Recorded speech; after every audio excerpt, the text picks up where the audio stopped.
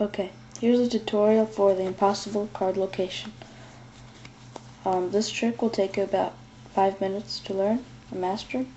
So all you need is a deck of cards.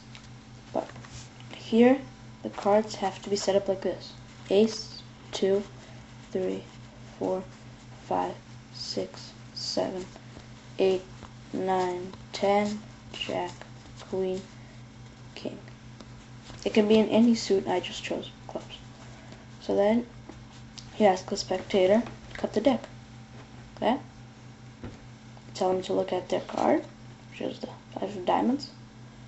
Put it up on the opposite pile and cover it with the ace.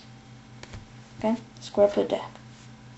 Now you can cut it to the right and back again, like that.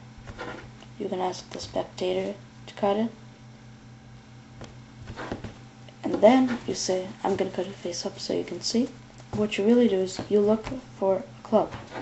Watch. Here. You keep cutting, and look, see, 2 of clubs? I put it back, and now that I see that there's a 2 of clubs, that means your card's going to be second from the top. So I go 1, 2. So that's a tutorial.